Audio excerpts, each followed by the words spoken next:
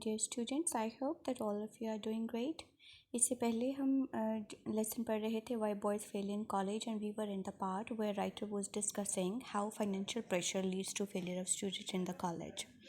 اور سب سے زیادہ جو ہارٹ رینڈنگ اسپیکٹیکل، جو سب سے زیادہ تکلیف دہ منظر ہے رائٹر کے لیے، وہ یہ کہ کس طرح اپنی تعلیم کے اخراجات پورے کرنے کے لیے اسٹوڈنٹس بلڈ جو ہے ٹرانسفیوز کرتے ہیں so that they could earn a but of money in return to get their food and education.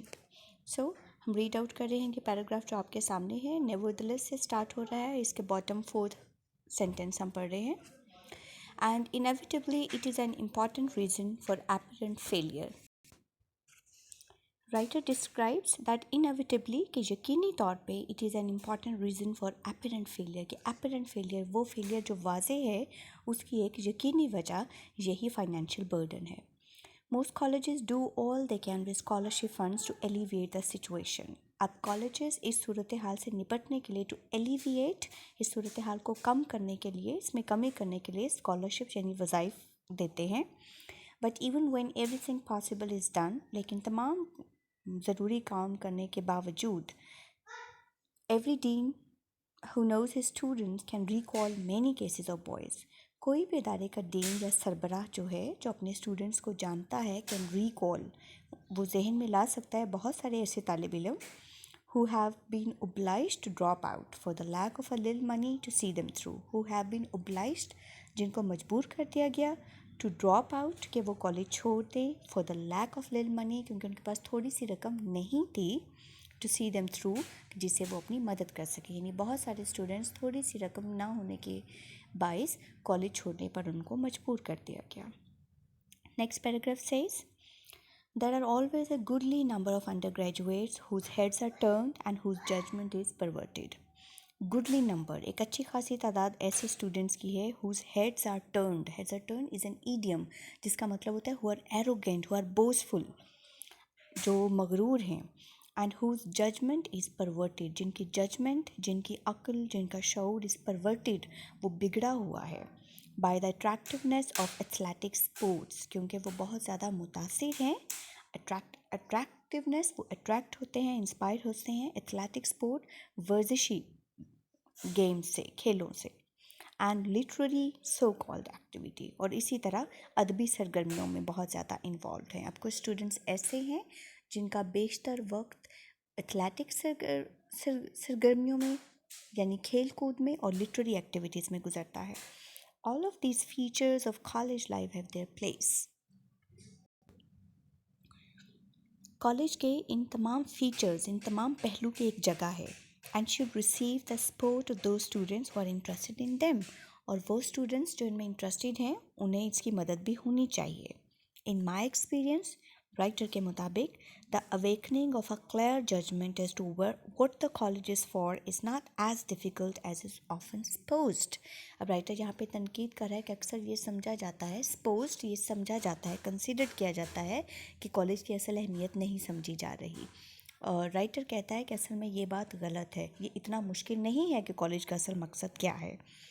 if a boy is too much interested in these side shows اگر ایک بچہ اس طرح کے side shows, اس طرح کے secondary کھیل تماشے جو ہیں ان میں دلچسپی لے رہا ہے he ought to get out of the main tent تو پھر اس کو اپنے اصل مقصد سے ہٹ جانا چاہیے and become professional اور اس کو کھلاڑی بن جانا چاہیے. اب یہاں پہ ought to کا کیا مطلب ہے؟ جب آپ انگلش سینٹینس میں اسٹریس دیتے ہیں تو should must and ought یہ اس کی جو ہے ریلیٹڈ ڈگریز بن جاتی ہیں. تو ought کو ہر صورت جو اصل مقصد یعنی پڑھائی کا ہے اس کو کوئٹ کر کے پروفیشنل بن جانا چاہیے، پیشہ ور کھلاڑی بن جانا چاہیے.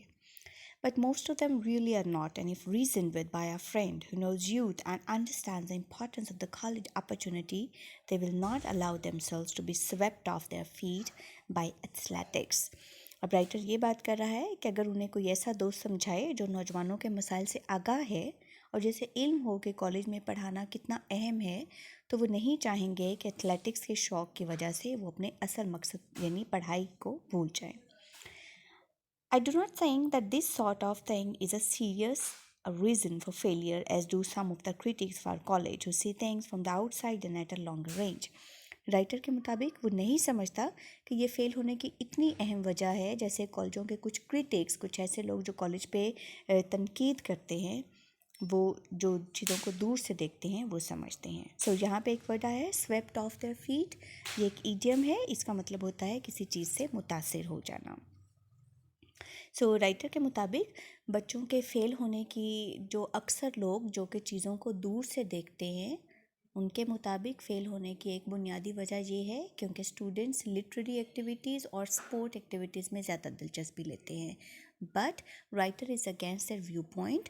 وہ یہ کہنا چاہتا ہے کہ سب جانتے ہیں کہ کالج کا اصل مقصد پڑھائی ہے، تو اگر وہ ان باقی ایکٹیویٹیز کی وجہ سے فیل ہوتے ہیں تو اس کی وجہ ان کی اپنا جو ہے ویو پوائنٹ ہے.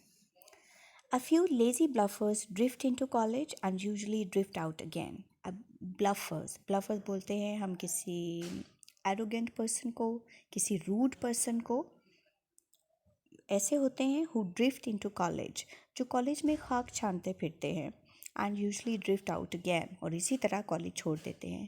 Most of them have not found any serious interest in life.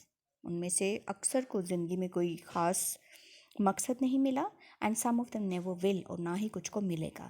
It is usually wise to let them retire to cold world. It is usually wise، mostly یہی ہوتا ہے کہ یہ بہترین ہے to let them retire، کہ ان کو چھوڑ دیا جائے to the cold world، باہر کی ظالم دنیا میں، for a reason، کہ وہ وہاں پہ کچھ ہوش حاصل کریں، and find out by experience how much demand there is for a lazy bluffer، اور اپنے تجربات سے سیکھیں کہ ان جیسے ایروگینٹ اور روڈ لوگوں کی دنیا میں ڈیمانڈ ہے، چاہت ہے یا نہیں. Sometimes they learn their lesson، اکثر وہ سبق سیکھ جاتے ہیں، and return to do first rate work، اور پھر اعلیٰ درجے کا کام کرنے کے لیے واپس آتے ہیں. For the burden of proof is always on them to show that they mean business. لیکن burden of proof، جو ثبوت پہنچانا ہے، اس بات کا ثبوت کہ اب وہ سنجیدہ ہو چکے ہیں پڑھائی کی طرف، ہمیشہ ان کے کندھوں پہ رہتا ہے. وہ ہمیشہ یہ جتلانے میں لگے رہتے ہیں that now they mean business. Again an idiom، کہ جس کا مطلب ہے کہ اب وہ واقعی کام کرنا چاہتے ہیں.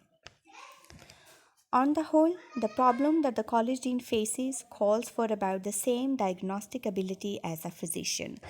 Last paragraph میں writer is summing up, placing his concluding remarks.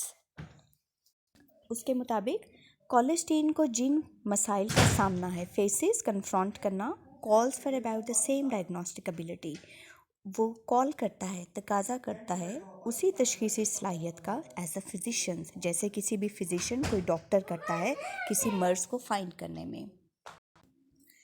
He is helping the young man under him to see life steadily. College dean کے رول کی بات ہو رہی ہے کہ کالج ڈین نوجوان بچوں کو مدد کرتا ہے کہ وہ زندگی کو اسٹڈلی، اس کو ایک مستقل مزاجی سے دیکھے، اس کو کنسسٹنٹ ایک رویے کے ساتھ دیکھے. If he can save boys from failure through foolishness، اگر وہ بچوں کو اپنی حماقت کی وجہ سے، اپنی اسٹوپیڈیٹی کی وجہ سے فیل ہونے سے بچا سکتا ہے، سکنس اینڈ سین، بیماری کی وجہ سے یا انہیں کی کسی غلطی کی وجہ سے، he is doing his part of the job، تو پھر وہ اپنا کام ٹھیک طریقے سے کر رہا ہے. تو اسٹوڈنٹس، یہ تھا آپ کا لیسن 3 that